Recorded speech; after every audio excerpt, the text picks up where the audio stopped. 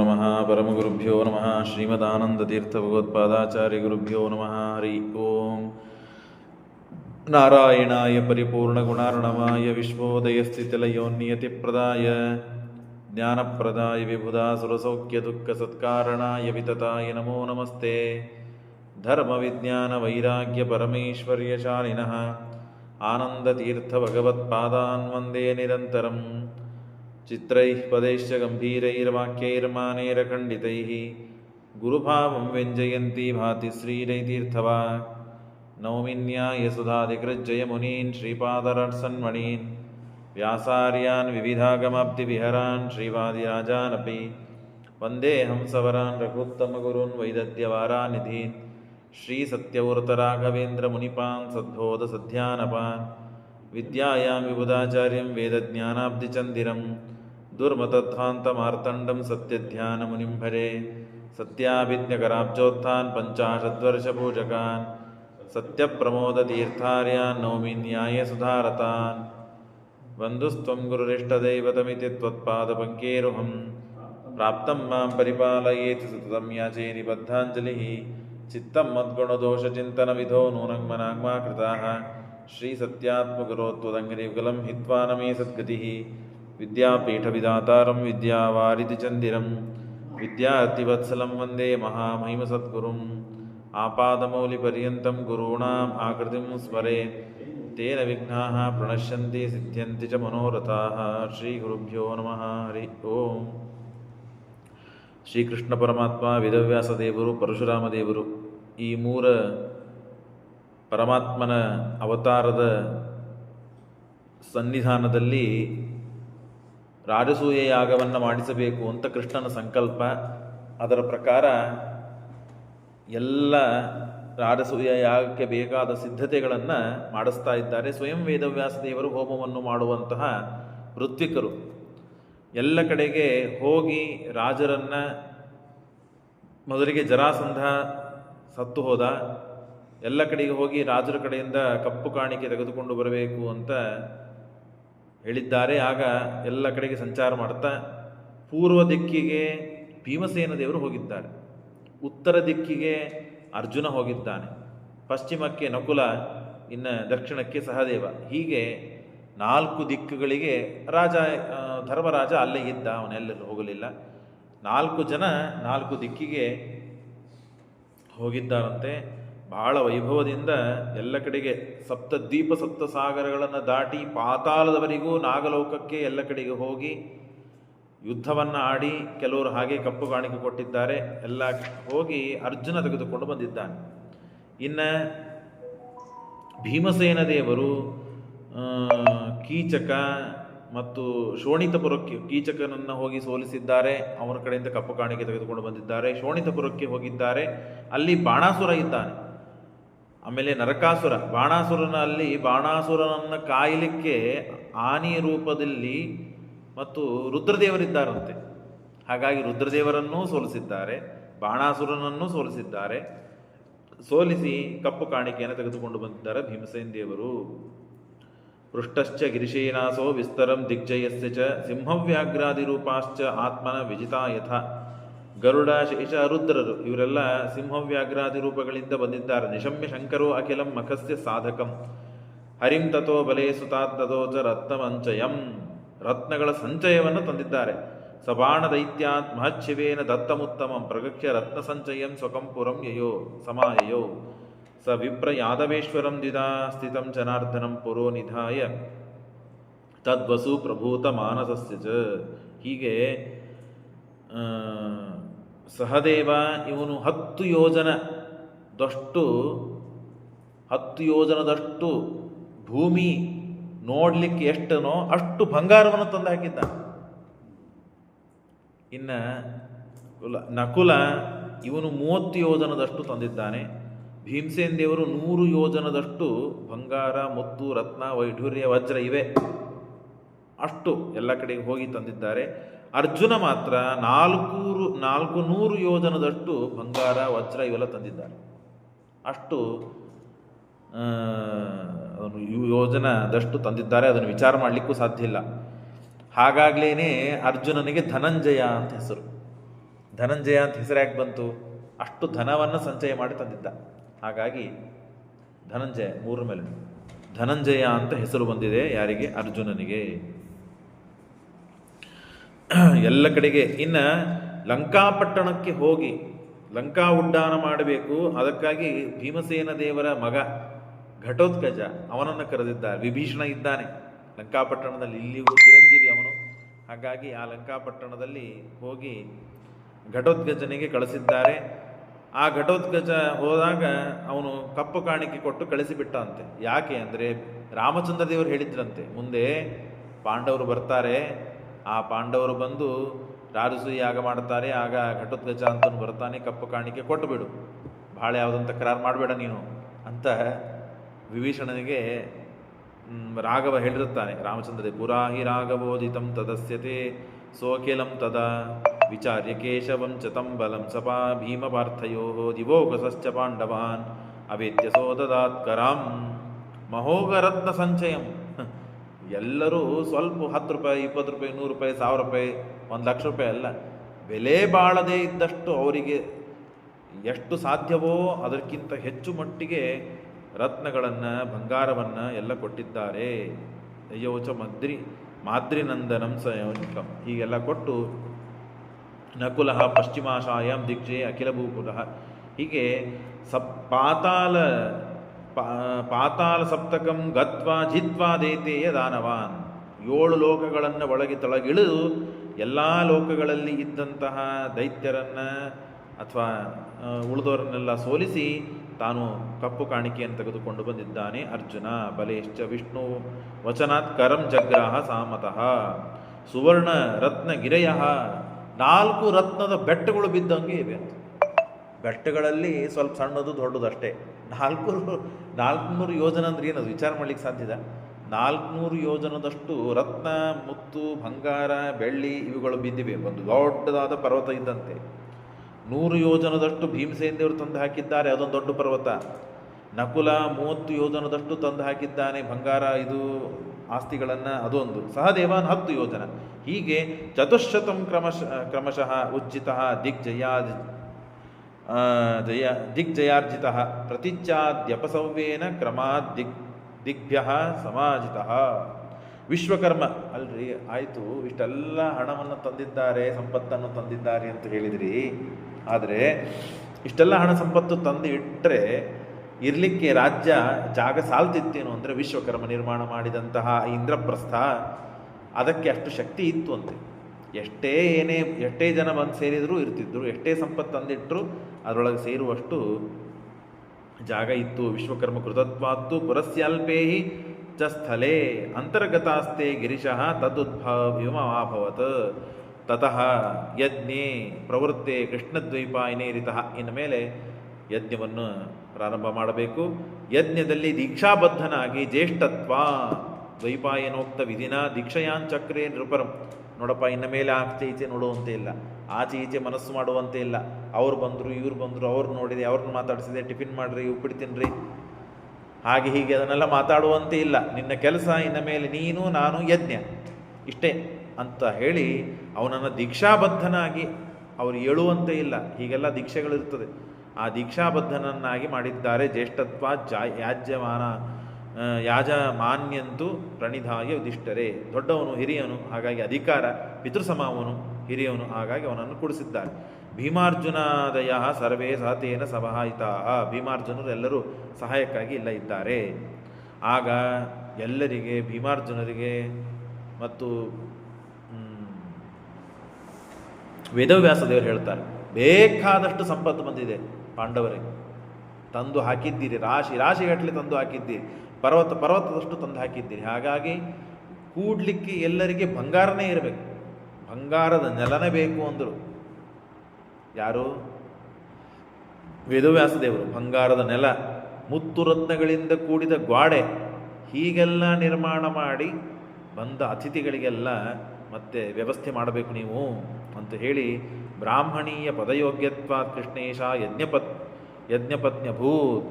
ಎಲ್ಲರಿಗೆ ಭಾಳೆಲ್ಲ ವಿಸ್ತಾರ ಇದೆ, ಮಹಾಭಾರತದಲ್ಲಂತೂ ಬಹಳ ಇದೆ.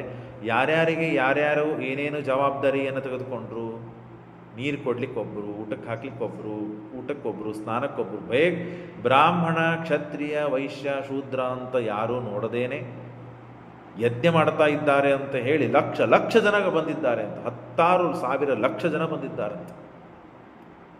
ಮಹಾಭಾರತದಲ್ಲಿ ಬರ್ತದೆ, ಪ್ರತಿ ಒಂದು 5 ನಿಮಿಷಕ್ಕೆ 1,00,000 ಜನ ಊಟ ಆಗ್ತಿತ್ತಂತೆ. ಪ್ರತಿ ಒಂದು 5 ನಿಮಿಷಕ್ಕೆ. ಯಾಕೆ ಹೀಗೆ ಗುರುತು ಮಾಡ್ಕೊಂಡಿದ್ರು ಅಂದರೆ, 5 ನಿಮಿಷಕ್ಕೊಮ್ಮೆ 1,00,000 ಜನ ಊಟ ಆದಾಗ ಢನ್ ಅಂತ ಗಂಟಿ ಬಾರಿಸ್ತಿತ್ತು. ಗಂಟಿ ಬಾರಿಸಿತ್ತು ಅಂದರೆ ಒಂದು 5 ಲಕ್ಷ ಜನ 1,00,000 ಜನ ಊಟ ಮಾಡಿದ್ದಾರೆ. ಹೀಗೆ 5 ನಿಮಿಷ 10 ನಿಮಿಷಕ್ಕೊಮ್ಮೆ ಆಗ್ತಿತ್ತಂತ. ಅಂದರೆ ಎಷ್ಟು ಜನಕ್ಕೆ ಊಟ ಹಾಕಿದ್ದಾರೆ.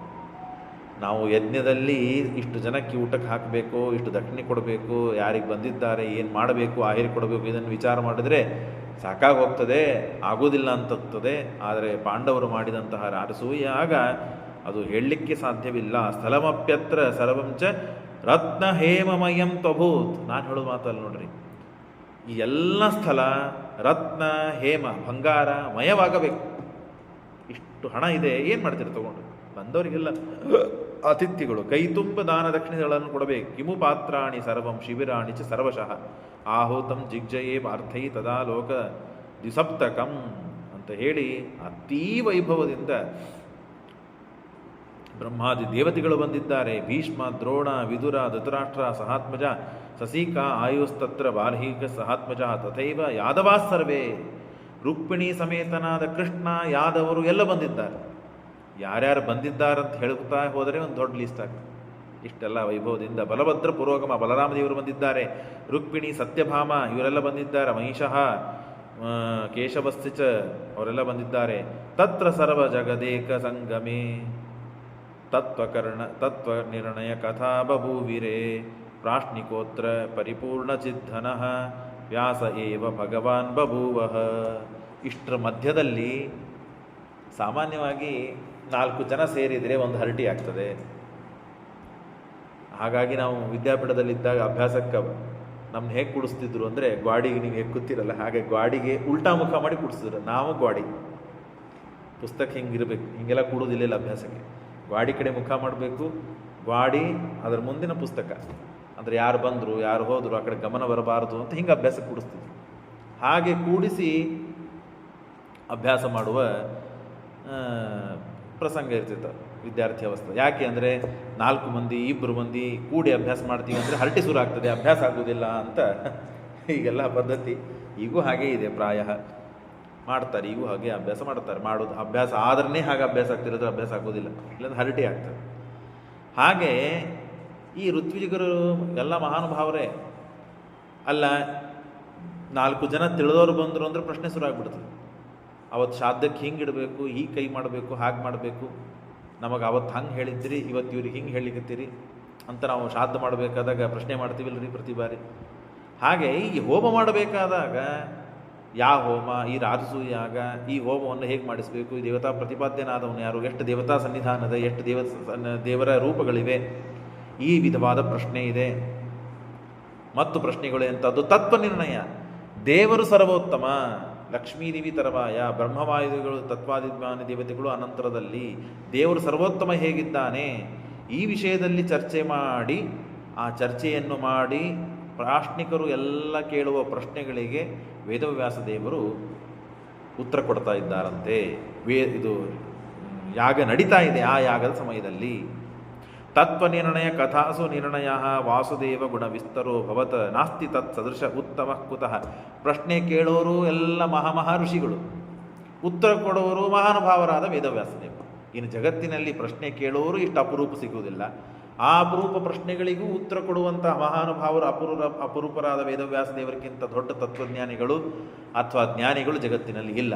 ಇಷ್ಟು ಅದ್ಭುತವಾದ ಊಟ ನೋಡಿದರೆ ಅದ್ಭುತ, ದಾನ ಧರ್ಮಗಳು ನೋಡಿದರೆ ಅದ್ಭುತ, ರಾಶಿ ರಾಶಿ ಬಂಗಾರಗಳು ನೋಡಿದರೆ ಅದ್ಭುತ, ಯಜ್ಞಕುಂಡ ನೋಡಿದರೆ ಅದ್ಭುತ. ಏನು ನೋಡಿದರೂ ಯಾವುದೂ ಸಾಮಾನ್ಯವಾದದ್ದಿಲ್ಲೇ ಇಲ್ಲ. ಅಷ್ಟು ಅದ್ಭುತವಾಗಿತ್ತು. ಬಾದರಾಯಣ ಭೃಗುತ್ಥ ರಾಮಯೋಹೋ ಇದ್ದಾರೆ ಯಾರು? ಭೀಮ, ಅರ್ಜುನ, ನಕುಲ, ಸಹದೇವರು, ಪಾಂಡವರು, ಕೃಷ್ಣ, ವೇದವ್ಯಾಸ ದೇವರು, ಪರಶುರಾಮರು. 3 ಭಗವದ್ ರೂಪಗಳ ಸನ್ನಿಧಾನ. ಭೀಮಾದಿಗಳು ಮಹಾಮಹಾ ದೇವತೆಗಳು, ಎಲ್ಲ ಜ್ಞಾನಿಗಳು, ಋಷಿಗಳು, ಇಂಥವರೆಲ್ಲ ಇದ್ದಾಗ ಈ ತತ್ವಜ್ಞಾನ ಕೂಡಿದ ಎಲ್ಲ ಋಷಿಗಳು ಅವರಿಗೆಲ್ಲ ತತ್ವಜ್ಞಾನವನ್ನು ಉಪದೇಶ ಮಾಡುವ ವೇದವ್ಯಾಸದೇವರು. ಜಾಯಮಾನೋಪಿ ನೃಪತಿ ಸರ್ವಪೂಜಿತಮಂ ಹರಿಂ ಸಂಶಯಂ ಭೂಭೃತಾಂ ಭೇತ್ತುಂ ಭೀಷ್ಮಂ ಪ್ರಪಚ್ಚ ಧರ್ಮವಿತ. ಜನಕ್ಕೆ ಬಂದ ಎಲ್ಲ ಸಂಶಯಗಳನ್ನು ಪರಿಹಾರ ಮಾಡಿ ನಾಸ್ತಿ ನಾರಾಯಣ ಸಮಂ ಇತಿ ವಾದೇನ ನಿರ್ಣಯೇ ಕೃತೆ ಬ್ರಹ್ಮಾದಿಭಿಃ ಅಪಿ ಕೃಷ್ಣಂ ಮರ್ತ್ಯಂ ಚ ಮೇನಿರೆ. ಜಗತ್ತಿನಲ್ಲಿ ದೇವರಿಗಿಂತ ದೊಡ್ಡವನು, ನಾರಾಯಣಕ್ಕಿಂತ ದೊಡ್ಡವನು ಇನ್ಯಾರು ಜಗತ್ತಿನಲ್ಲಿ ಇಲ್ಲ. ನಾಸ್ತಿ ನಾರಾಯಣ ಸಮಂ ನ ಭೂತಂ ನ ಭವಿಷ್ಯತಿ ಏತೇನ ಸತ್ಯವಾಕ್ಯನ ಸರ್ವಾರ್ಥ ಸಾಧಯಾಮ್ಯಂ ಅಂತ ನಾವು ಕೇಳಿವಿ ಮಹಾಭಾರತದಲ್ಲಿ. ಅದರ ವ್ಯಾಖ್ಯಾನ ರೂಪವಾಗಿ ನಾಸ್ತಿ ನಾರಾಯಣ ಸಮಂ ಇತಿ ವಾದೇನ ನಿರ್ಣಯೇ. ವಾದದಲ್ಲಿ ನಿರ್ಣಯವಾದದ್ದು ಯಾವುದಪ್ಪ? ದೇವರು ಸರ್ವೋತ್ತಮ, ದೇವರ ಜಗಜ್ಜನ್ಮಾದಿ ಕಾರಣ, ಸೃಷ್ಟ್ಯಾದಿಗಳನ್ನು ಮಾಡುವನು ಭಗವಂತನೇ, ಅದನ್ನು ಹೊರತುಪಡಿಸಿ ಇನ್ಯಾರು ಜಗತ್ತಿನಲ್ಲಿ ಸಾಧ್ಯವಿಲ್ಲ. ಕೃತೆ ಬ್ರಹ್ಮಾದಿವಿರಪಿ ಕೃಷ್ಣಂ ಮರ್ತ್ಯಂ ಚ ಮೇನಿರೆ. ರೂಪಾಸ್ತಸ್ಮಾದಯಂ ಕೃಷ್ಣೋ ನಾರಾಯಣ ಇತಿ ಸ್ಮಃ ಸಮ್ಯಕ್ ಜ್ಞಾಪಯಿತುಂ ಧರ್ಮಸೂನು ಭೀಷ್ಮವಪೃಚ್ಛತ್. ಬ್ರಹ್ಮಾದಯ ಸುರಾ ಯಸ್ಮಾತ್ ದೃಶ್ಯಂತೆ ಮರ್ತ್ಯಮನ್ರಪಿ. ಹಾಗಾಗಿ ಸರ್ವಶಾಸ್ತ್ರವಿದಂ ಭೀಷ್ಮಂ ಜಾನಂತೇತೆ ನೃಪ ಅಪಿ. ಎಲ್ಲ 500 ಎಷ್ಟು ವರ್ಷ ಅಧ್ಯಯನ ಮಾಡ್ಯಾರಪ್ಪ ಕಟ್ಟಿಯವರು ಭೀಷ್ಮಾಚಾರ್ಯರು? 525 ವರ್ಷಗಳ ಕಾಲ ಭೀಷ್ಮಾಚಾರ್ಯರು ತತ್ವಜ್ಞಾನವನ್ನು, ಅಸ್ತ್ರಶಸ್ತ್ರಗಳನ್ನು ಎಲ್ಲವನ್ನೂ ಅಧ್ಯಯನ ಮಾಡಿದಂಥ ಮಹಾನುಭಾವರು ಭೀಷ್ಮಾಚಾರ್ಯರಿದ್ದಾರೆ. ಅವರೆಲ್ಲ ಪ್ರಶ್ನೆಗಳನ್ನು ಕೇಳಿದ್ದಾರೆ. ಆ ಪ್ರಶ್ನೆಗಳಿಗೂ ಉತ್ತರಗಳನ್ನು ಕೊಟ್ಟಿದ್ದಾರೆ ವೇದವ್ಯಾಸದೇವರು. ಸರ್ವಶಾಸ್ತ್ರವಿದಂ ಭೀಷ್ಮಂ ಜಾನಂತೆ ತೇ ನೃಪ ಅಪಿ ತಸ್ಮಾತ್ ಭೀಷ್ಮವಪೃಚ್ಛತ್ ಸ ಕುಲವೃದ್ಧಸ್ತದೋತ್. ಆಗ ಇಷ್ಟೆಲ್ಲ ಆಗಿ ದೊಡ್ಡ ಯಾಗ ಆಯಿತು. ಯಾಗ ಆದ ಮೇಲೆ ಇನ್ನು ಬ್ರಾಹ್ಮಣರ ಪೂಜೆ ಆಗಬೇಕು. ಬ್ರಾಹ್ಮಣರ ಪೂಜೆ ಆಯಿತು. ಅಗ್ರಪೂಜೆಯನ್ನು ಮಾಡಬೇಕು ಅಂತಿರುತ್ತೆ. ಒಂದು ಅಗ್ರಸ್ಥಾನ ಕೊಟ್ಟು ಅಗ್ರಪೂಜೆಯನ್ನು ಮಾಡಬೇಕು. ಅಗ್ರಪೂಜೆ ಯಾರು ಮಾಡಬೇಕು, ಯಾರಿಗೆ ಇದಕ್ಕೆ ಮತ್ತು ಯೋಗ್ಯತಾ ಇದೆ ಅಂತಂದಾಗ ಭೀಷ್ಮಾಚಾರ್ಯರಿಗೆ ಕೇಳಿದರು. ಭೀಷ್ಮಾಚಾರ್ಯರಿಗೆ ಕೇಳಿದಾಗ ಭೀಷ್ಮಾಚಾರ್ಯ ಹೇಳಿದರು, ಈಗಿನಷ್ಟೊತ್ತನ ವಾದ ಆಯಿತು. ಇಷ್ಟೊತ್ತನ ನಾವು ಹೋಮ ಮಾಡ್ತಾ ಇದ್ದಾಗ ಏನು ಮಾಡಿದ್ವಿ? ವಾದ ಮಾಡಿದ್ವಿ. ಏನು ವಾದ ಮಾಡಿದ್ವಿ? ದೇವರಿಗಿಂತ ಉತ್ತಮನಾದವನು ಜಗತ್ತಿನಲ್ಲಿ ಯಾರೂ ಇಲ್ಲ. ದೇವರು ಅಂದರೆ ಯಾರು? ಕೃಷ್ಣನೇ. ಹಾಗಾಗಿ ವೇದವ್ಯಾಸ ದೇವರಿದ್ದಾರೆ, ಪರಶುರಾಮ ದೇವರಿದ್ದಾರೆ, ಕೃಷ್ಣನಿಗೆ ಅಗ್ರಪೂಜೆ ಆಗಬೇಕು ಅಂತ ಭೀಷ್ಮಾಚಾರ್ಯ ಹೇಳಿದರು. ಪಿತಾಮಹಾಗ್ರ ಪೂಜಾ ಕೋತ್ರ ಲೋಕ ಸಮಾಗಮೇ ಬ್ರಹ್ಮ ಶರವಾದಯಶ್ಚಾತ್ರ ಸಂತಿ ರಾಜಾನ ಏವ ಚ ಇತಿ ಪೃಷ್ಟೋ ಅಬ್ರವೀತ್ ಭೀಷ್ಮಃ ಕೃಷ್ಣಂ ಪೂಜ್ಯತಮಂ ಪ್ರಭುಂ ಯದ್ಯಪ್ಪೆ ಏಕಸ್ತ್ರಿದಾ ವಿಷ್ಣುರ್ವಶಿಷ್ಠಭೃಗು ವೃಷ್ಣಿಷು ಪ್ರಾದುರ್ಭೂತಸ್ತತಾಪ್ಯೇತೆ ನೃಪಾ ಹಿ ವ್ಯಾಸರಾಮಯೋ. ವೇದವ್ಯಾಸದೇವರು ಬ್ರಾಹ್ಮಣರಾಗಿದ್ದರು. ಹಾಗಾಗಿ ಅವರ ಅಗ್ರಸ್ಥಾನವನ್ನು ಪಡೀಲಿಲ್ಲ. ಅವರು ಏನಾದರೂ ಬ್ರಾಹ್ಮಣರು ಅಗ್ರಸ್ಥಾನನೇ, ಪೂಜೆಗಾಗಿ ಕೃಷ್ಣನೇ ಅಗ್ರಸ್ಥಾನ ಬರಬೇಕು ಅಂತ ಭೀಷ್ಮಾಚಾರ್ಯರು ತಾವು ಉತ್ತರ ಕೊಟ್ಟರಂತೆ. ಅಲ್ಲ, ಮಹಾಮಹಾ ದೇವತೆಗಳೆಲ್ಲ ಇದ್ದರು, ಅವರನ್ನು ಬಿಟ್ಟು ಭೀಷ್ಮಾಚಾರ್ಯರಿಗೆ ಯಾಕೆ ಕೇಳಿದರು? ಪಾಂಡವರು ಬ್ರಹ್ಮಾದಿ ದೇವತೆಗಳೆಲ್ಲ ಬಂದಿದ್ದಾರೆ ಯಾರಸೂ ಯಾಗಕ್ಕೆ. ಮಹಾನುಭಾವರು ದೊಡ್ಡವರಿಗೆಲ್ಲ ಬಂದಾಗ, ಬ್ರಹ್ಮಾದಿಗಳೆಲ್ಲ ಇದ್ದಾಗ ಭೀಷ್ಮಾಚಾರ್ಯ ಕೇಳಿದರೆ ಭೀಷ್ಮಾಚಾರ್ಯ ಮತ್ತೆ ಕೃಷ್ಣನಿಗೆ ಹೇಳಬೇಕು. ಕೃಷ್ಣನಿಗೆ ಹೇಳಿದ್ದಾರಲ್ಲ ಅಂತಂದರೆ ವಹಿವಾಟ ಇದ್ದಿದ್ದಿಲ್ಲ. ಈಗ ನಾ ಪ್ರವಚನ ಹೇಳಬೇಕಾದಾಗ ನಿಮ್ಮ ಮುಖ ನೋಡ್ತೇನೆ, ಹೊಸದಾಗಿ ಬಂದವ್ರನ್ನ ಮುಖ ನೋಡ್ಲಿಕ್ಕೆ ಆಗೋದಿಲ್ಲ. ಅಂದರೆ ಅವರು ಆ ಮುಖಕ್ಕೂ ನನಗೂ ಸ್ವಲ್ಪ ಹೆಚ್ಚು ಕಮ್ಮಿ ವಹಿವಾಟು ಬರಬೇಕು. ವಹಿವಾಟು ಬಂದಾಗ, ಸ್ವಲ್ಪ ಸಲಿಗೆ ಬಂದಾಗ ಅವ್ರು ನೋಡ್ಲಿ ಹೇಳಲಿಕ್ಕೆ ಬರ್ತದೆ, ಚಾಷ್ಟೆ ಮಾಡ್ಲಿಕ್ಕೆ ಬರ್ತದೆ, ಇತ್ಯಾದಿಗಳನ್ನೆಲ್ಲ ಮಾಡ್ಲಿಕ್ಕೆ ಬರ್ತದೆ. ಒಮ್ಮೆ ಹಾಗೆ ವರ್ತನೆ ಮಾಡಲಿಕ್ಕೆ ಅಂದರೆ ಸಂಕೋಚ ಅಂತಾರಲ್ಲ ಹಾಗೆ. ಈ ಪಾಂಡವರಿಗೆಲ್ಲ ಆ ದೇವತೆಗಳು ಯದ್ಯಪಿ ಭೀಷ್ಮಾದಿಗಳಿಂದ ಉತ್ತಮರು, ಶ್ರೇಷ್ಠರು, ಜ್ಞಾನಿಗಳಾಗಿದ್ದರೂ ಕೂಡ ಭೀಷ್ಮಾಚಾರ್ಯರಿಗೆ ಕೇಳಿದ ಅಭಿಪ್ರಾಯ ಏನು ಅಂತಂದರೆ, ಅವರು ಪಿತಾಮಹ, ನಮಗೆ ಅವರಿಗೆ ಬಹಳ ಸಖ್ಯವಿದೆ, ಆಶೀರ್ವಾದದಿಂದ ಹೇಳ್ತಾರೆ ಅನ್ನೋ ಸಲುವಾಗಿ ಯದ್ಯಪ್ಪೇಕತ್ರ ತ್ರಿಧಾ ವಿಷ್ಣು ವಶಿಷ್ಠ ಭೃಗು ವಿಷ್ಣುಷು ಪ್ರಾದುರ್ಭೂತಸ್ಥಾಪ್ಯೇತೆ ನೃಪಾಹಿ ವ್ಯಾಸರಾಮಯೋ ವಿಪ್ರತ್ವಾತ್ ನ ವಿರುದ್ಧಂತೆ ತತ ಏವ ಚ ಯುಕ್ತವತ್ ಮನ್ಯಂತೇನ ವಿರೋಧಸ್ತೇಷಾಂ ತತ್ರ ಹಿ ತಾದೃಶಾಃ. ಆಗ ವಿವಾದ ಪ್ರಾರಂಭವಾಯಿತು. ಓ, ಇಷ್ಟೆಲ್ಲ ಜನ ಶ್ರೇಷ್ಠರಾದವರಿದ್ದಾರೆ, ಕೃಷ್ಣನಿಗೆ ಅಗ್ರಪೂಜಾ ಅಂತಂತೀರಿ, ಎಷ್ಟು ಮಟ್ಟಿಗೆ ನ್ಯಾಯ ಇದು? ಕೃಷ್ಣ ಇದತ್ತೇ ರಾಜಾನು ವಿವಾದಂ ಚಕ್ರುಹು ಅಂಜಸ ವಿವಾದೇನ ಚ ಕೀರ್ತಿ ಸ್ಯಾತ್ ವಾಸುದೇವಸ್ಯ ವಿಸ್ತೃತ ತತಃ ಕೃಷ್ಣಾಯಾಮ್ ಅಗ್ರಪೂಜಾ ದತ್ತಾ ಪಾರ್ಥೆ ಜಗತ್ಪ್ರಭು. ಎಲ್ಲರಿಗೆ ಇಚ್ಛೆ ಇದೆ. ಕೆಲವರು ವಾದ ತೆಗೆದರು. ಅದರೊಳಗೆ ಶಿಶುಪಾಲ ಬೈತಾ ಎದ್ದ. ಶಿಶುಪಾಲ ಅಂತಾನೆ, ಅಗ್ರಸ್ಥಾನ ಕೊಡೋದು ಯಾಕೆ ಗೊತ್ತಾ? ಅವರು ಎಲ್ಲದರೊಳಗೂ ಮುಂದಿದ್ದಾರೆ. ಬಲದಲ್ಲಿಯೂ, ಕೀರ್ತಿಯಲ್ಲಿಯೂ, ಯಶಸ್ಸದಲ್ಲಿಯೂ, ಎಲ್ಲದರೊಳಗೂ ಅವರು ಹೆಚ್ಚಿನ ಪಾಂಡಿತ್ಯದಲ್ಲೂ, ವಿದ್ಯಾದಲ್ಲೂ ಹೆಚ್ಚಿನ ಸ್ಥಾನ ಇದೆ. ಯಾರಿಗೂ ಅವ್ರಿಗೆ ಅಗ್ರಸ್ಥಾನ ಕೊಡ್ತಿರ್ತಾರೆ. ಕೃಷ್ಣನಿಗೆ ಆಕಳ ಮೇಯಿಸೋದು ಬಿಟ್ಟು ಇನ್ನೇನು ಬರ್ತದೆ? ಹಾಲು ಹಿಂಡಬಹುದು, ಸಗಣಿ ತೆಗಿಬಹುದು, ಬ್ರಾಹ್ಮಣರು ಪೂಜಾ ಮಾಡಬಹುದು. ಇಷ್ಟು ಬಿಟ್ಟರೆ ಅವನಿಗೆ ಅಗ್ರಸ್ಥಾನ ಯಾಕೆ ಕೊಡಬೇಕು ಕೃಷ್ಣನಿಗೆ ಅಂತ ಬೈತಾ ಇದ್ದಾನೆ. ಹಾಗಾಗಿ ದೂರೇಪೆ ಕೇಶವನಿಂದನಗ ಕಾರಿ ಜಿಪ್ವಾ ಮುಚ್ಚೆ. ಆಗ ಈ ಎಲ್ಲ ಭೀಮಸೇನ್ ದೇವರಲ್ಲೇ ಇದ್ದಾರೆ. ಹಿಂದೆ ನಾವು ಪ್ರತಿಜ್ಞೆಯನ್ನು ಕೇಳಿದ್ದೇವೆ. ಅಪರೋಕ್ಷೇಪಿ ಕೃತೇನಿಂದ ಕೃತ ಜಿಪ್ವಾಂ ಚಿನತ್ತಿಚ. ದೇವರ ಮುಂದೆ ಅಲ್ಲ, ದೇವರ ಹಿಂದೆ ಯಾರೋ ನಿಂದ ಮಾಡಿದ್ದಾರೆ XYZ ವ್ಯಕ್ತಿ. ಅಂಥ XYZ ವ್ಯಕ್ತಿ ಯಾರೋ ದೇವರನ್ನು ನಿಂದ ಮಾಡಿದ್ದಾರೆ ಅಂತ ಸುದ್ದಿ ಕೇಳಿದರೂ ಸಾಕು, ಭೀಮಸೇನ್ ದೇವರು ಅಂಥವ್ರನ್ನ ನಾಲಿಗೆ ಶೀಳು ಹಾಕ್ತಿದ್ರು, ಅವರನ್ನು ಸಂಹಾರ ಮಾಡಿ ಹಾಕ್ತಿದ್ದು. ಅಂಥದ್ದು ಭೀಮಸೇನ್ ದೇವರು ಎದುರಿಗೆ ಇದ್ದಾಗ, ಅವ್ರದ್ದೇ ಯಾಗ ನಡೀತಾ ಇದೆ, ಅವರೇ ಅಧ್ವರ್ಯವಾಗಿ ಪ್ರಧಾನರಾಗಿ ಯಾಗದಲ್ಲಿ ಇದ್ದಾಗ, ಆ ಭೀಮಸೇನ್ ದೇವರಿಂದ ಆರಾಧಿತನಾದ ಪೂಜಿತನಾದ ಕೃಷ್ಣ ಪರಮಾತ್ಮ ಸ್ವಯಂ ಎದುರಿಗೆ ಇದ್ದಾಗ ಅವನನ್ನು ಈ ಮೂರ್ಖ ಶಿಶುಪಾಲ ಬೈತಾ ಇದ್ದಾನೆ.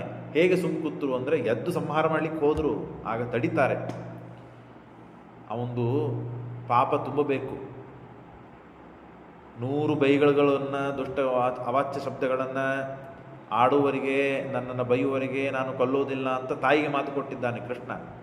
ಹಾಗಾಗಿ ಅವನನ್ನು ತಡಿತಾರೆ. ದೂರೇಬಿ ಕೇಶವ ವಿನಿಂದಕಾರಿ ಜಿಹ್ವಾ ಮುಚ್ಛೇದ ಇತ್ಯು ಉರುತರಾಸ್ಯ ತದಾ ಪ್ರತಿಜ್ಞಾ ಭೀಷ್ಮಸ್ಯ ತಂ ಚುಜಗೃಹೇ ಸರಿದಾತ್ಮಜೋಥ ಸಂಪ್ರೋಚ್ಯ ಕೇಶವ ವಚೋ ನಿಜಯೋರ್ವಧಾಯ ಮಯೀವ ವಧ್ಯ. ಅಷ್ಟೇ ಅಲ್ಲದೇನೆ ಭೀಮಸೇನ್ ದೇವರಿಗೆ ಗೊತ್ತಿದೆ, 3 ಜನ್ಮಗಳಲ್ಲಿ ದೇವರೇ ಇವರನ್ನು ಸಂಹಾರ ಮಾಡ್ತಾನೆ. ರಾವಣ, ಕುಂಭಕರ್ಣ, ಶಿಶುಪಾಲ, ದಂತವಕ್ರ, ಹಿರಣ್ಯಾಕ್ಷ, ಹಿರಣ್ಯಕಶಿಪು. ಇವರಿಗೆ ಜಯ ವಿಜಯ ಅಂತ ದ್ವಾರಪಾಲಕರು, ಅವರಿಗೆ ಶಾಪವಾಗಿದೆ, 3 ಜನ್ಮ ಆಗ್ತದೆ ಅವರಿಗೆ. ಅಲ್ಲಿ ಸನಕಾದಿಗಳಿಗೆ ತಿರಸ್ಕಾರ ಮಾಡಿದ್ದಕ್ಕೆ, ಅವರ ಒಳಗೆ ಪ್ರವೇಶ ಮಾಡುವುದನ್ನು ತಿರಸ್ಕಾರ ಮಾಡಿ ತಡೆದಿದ್ದಕ್ಕೆ ಅವರಿಗೆ ರಾಕ್ಷಸ ಜನ್ಮ ಬಂದಿದೆ. ಹಾಗಾಗಿ ಅವರನ್ನು ಸಂಹಾರ ಮಾಡ್ತೇನೆ 3 ಜನಗಳಲ್ಲಿ ಬಂದು ಅಂತ ಹೇಳಿ ಪರಮಾತ್ಮನೇ ವರವನ್ನು ಕೊಟ್ಟಿದ್ದಾನೆ. ಈ ಎರಡೂ ಕಾರಣಕ್ಕಾಗಿ ಭೀಮಸೇನ್ ದೇವರು ಅವರನ್ನು ಸಂಹಾರ ಮಾಡದೆ ಬಿಟ್ಟರು ಅಂತ ನಿರ್ಣಯ ಕೊಡ್ತಾರೆ. ಇಷ್ಟೆಲ್ಲ ಬೈತಾ ಇದ್ದಾಗ ಭೀಮಸೇನ್ ದೇವರು ಯಾಕೆ ಸುಮ್ಮನೆ ಕೂತರು ಅಂದರೆ, ಭೀಮಸೇನ್ ದೇವರು ಸುಮ್ಮನೆ ಕೂಡಲಿಕ್ಕೆ ಕಾರಣ ಇಷ್ಟು.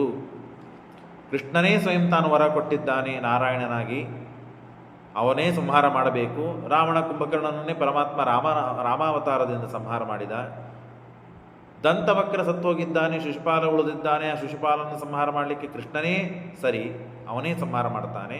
ಹಿರಣ್ಯಕಶ್ಯಪನನ್ನು ಪರಮಾತ್ಮ ಹಿರಸಿಂಹನ ರೂಪದಿಂದ, ವರಹ ರೂಪದಿಂದ ಸಂಹಾರ ಮಾಡಿದ್ದಾನೆ.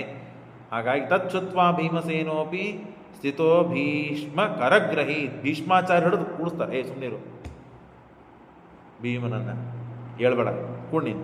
ಜಾನನ್ನಪಿ ಹರೇರಿಷ್ಟಂ ಸ್ವಕರ್ತವ್ಯತೆಯ ತಯೋದಿತ ಭೀಮ ಏತಾವತ್. ಇದನ್ನು ಹಿಂದೂ ನೋಡ್ತೀವಿ ನಾವು.